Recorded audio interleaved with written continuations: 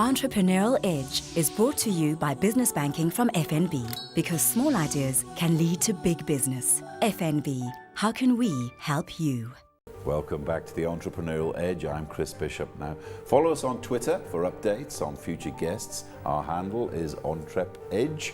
Plus, you can email us on entrep@abn360.com. Now, still in the studio with me, I have Fred Robertson, the co-founder of Brimstone Investment Corporation, which is now a listed company. Now, I want to take you back to the moment when you listed in 1998. It was a very emotional moment because you chose to celebrate that listing back in District 6, the very place where you were forced out by the authorities under apartheid. Oh, yes. The Cape Good Hope Centre, I understand. How much of an emotional moment was this? Oh, it was a hugely emotional event. It was, we felt like a coming of age. We felt like we had proven the whole nationalist government wrong. We felt like, yes, we too can do it. And everybody was there to celebrate with us, this listing. It was really, really a special and emotional moment. The Finance Minister, Trevor Manuel, Maria Ramos. Yeah. You had Patricia DeLille, the Yes. politician. Yeah. A lot of people there that day. Mm-hmm. And also, I understand, you even got a screen fixed up so people could actually watch what was happening on the JSE in Johannesburg. From the moment it traded, we had a video and computer link into the JSE, and people could see those, especially who had followed us since the beginning, 3 years without dividends, long-suffering shareholders, 3 years, and they could see their share price moving, and they could sell or buy more. And yeah, it was a very, very special event. And I assume most of the people there were people that you'd grown up with from District 6. A lot of people, friends and family. Were there tears? Oh yes, lots of tears. It was such an emotional moment. It was such a special. You must remember, when we grew up, we were told that we weren't business people. We were supposed to be bricklayers and, you know, laborers on a building site or something like that, some lowly job. And for us to then list this company at the foot of District 6, which was the fruit and veg market, I must tell you, before it was destroyed, was an extremely special moment, very symbolic. And it's the kind of things that when things really go tough, we draw on those kind of strengths. And even the name of your company, Brimstone, also comes from that area. Just tell us. It has a special significance. Brimstone is, we were very often asked, is it fire and brimstone? No, we weren't that angry. We often felt like it, but controlled our emotions. No, the brimstone is a butterfly. Butterfly, also known as the African monarch, and it's a very bright butterfly found at the foot of Table Mountain. And it's a, yeah. Now this, after the euphoria of the listing and what have you, as an entrepreneur, it must have been a very interesting and difficult period for you, because you were going beyond being an entrepreneur. Now you were setting up a corporate structure and all the things that go with it. How was that transformation for you? Oh, it's a huge transformation. We still keep on learning. We've had to learn so much. It was new behavioral. There's a board room now. You can't just do things. There's corporate governance. It's a completely different business. We were told how and when to do by investment managers and analysts who try to tell us how to run our business better than we were. Lawyers and advisors were all over us. Completely different world. And funny, you were saying about your roots in District 6. I mean, just down the road from where your business is, you said you were selling oranges and apples when you were a child. Oh yes, I mean, it must have been a tremendous... I used to be, I was always doing something as a kid, selling newspapers, fruit and veg. I used to be what was called a tray boy in the movie houses, selling chips and ice cream and chocolates and that kind of thing. But so what you learned in those days, did it help you when you actually got to the boardroom? Made you somewhat streetwise. You've got to, sometimes when in business, the numbers might add up, but something still smells, doesn't pass the smell test, as one as Johan Rupert always says, if it doesn't pass the smell test, even if the numbers are adding up, it's not the right deal. I think what I've learned is to be streetwise, to go with your gut. Sometimes the fire in the belly has to be there. So even when the numbers seem right, it could be it's not right.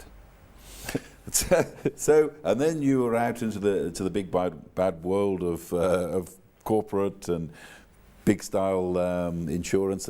Now, how difficult has it been for you in the last few years? I mean, this recession has knocked the stuffing out of a lot of businesses. How about you as an entrepreneur? How badly have you felt it?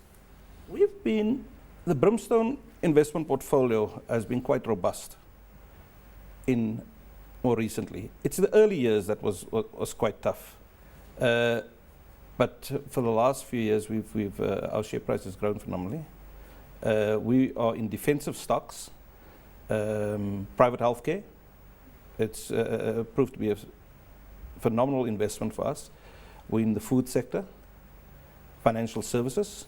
And financial services in South Africa has been quite good.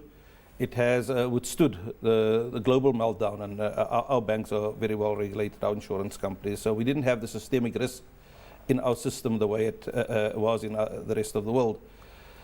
So being in our investment areas where we were has worked out well for Brimstone and for its shareholders. And now the company is spreading out. I mean, you've got everything from, you bought a 90-year-old garment manufacturer, the house for Monatic. Everyone said that it was on its last legs, but you seem to have had the magic touch with it. Yes. Look, we bought it in 1998, one of our first wholly owned investments. We've always had an affinity to that investment. It's been a really, really hard industry. But when I grew up, all my sisters were in that the clothing manufacturing business, and it fed a lot of families on the Cape Flats. So I feel for those workers that we have there. More than 90% of them are all shareholders of Brimstone. They got their shares for the cent. Their value of their investment in Brimstone is sometimes more than their pension. But we have great brands at House of Monatic. We have Vahela, Caducci, C Squared, and we manufacture for most of the top retailers. How much of a risk is there, I mean, do you take as an entrepreneur, and the fact that you are diversifying your business, but can't sometimes it get a bit confusing when you lose that focus of that one business that you've got? Well, it's worked well. We're an investment holding company. That's our Brimstone say, and we say we want to be profitable, empowering, and have a positive social impact. Very, very key to us. To be profitable, we have to make sure that those areas that we invest in do deliver profit, but deliver cash profits. So we only have two wholly owned subsidiaries, and which is House of Monatic and Lion of Africa Insurance Company. The others are really investment with partners. So we hold stakes from 10% to 57% in one area. We allow management to get on with their job. We are supportive to them. We are suppliers of capital, of expertise, of areas of governance. We sit on the board. We look for opportunities for the business. So we believe we're really good partners and custodians of other people's wealth. Where's it going now? What's next? Where are you going to be looking at? Well, we had humble beginnings, as you said, starting from investment of 7 million in one company. And we had a few shares in the company. We now own 20% of that company, which is Oceana Fishing Group. Significant company with brands like Lucky Star in there. So we like branded businesses, and we also like defensive businesses in the food and healthcare and financial services. We've grown our business in Brimstone from, as I say, initial investment of 7 million rand to just on about 3 billion rand of market capitalization at the moment. Where is it going? We'll invest deeper in some of our businesses, get more of what we have. We are long-term shareholders, so we don't invest and sell off tomorrow. We believe that if we invest and we nurture a business and stay with a business, it will yield good dividends to our shareholders in the future. So, more of what we have. What about the fruits of success after all these years of risk and hard work? I mean, are you a man who likes to enjoy his wealth? I mean, are you a flamboyant person when you're not working? No, I don't think I'm flamboyant. I hope not. We like to think at Brimstone that we share wealth as well. Yes, we've done pretty well as the founders, but we also have 17 NGOs as shareholders, and these NGOs have beneficiaries in excess of 1 million people. So we have the League of the Friends of the Blind being shareholders of our empowerment company. Mm-hmm. We have one of the Nelson Mandela Foundation as a shareholder. So it's spread. We have University of the Western Cape, and we believe that all South Africans must share in the fruits of the wealth of the country, and we should, as a corporate, facilitate that. Not only just in corporate social spend, which we do, but also in real equity.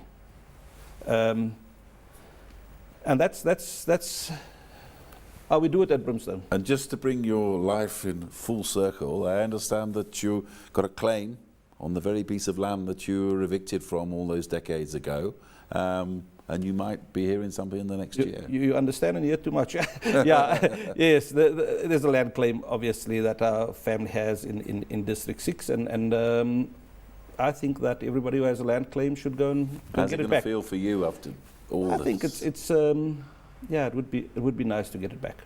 And how do you want to be remembered as an entrepreneur when people think about Fred Robertson? I'd like to think that not only have we done it for ourselves, but we've done it for others as well. I'd like to think that we have encouraged and been a kind of example for young entrepreneurs coming through now, that they can do it. That it's not we've been going for 17 years now.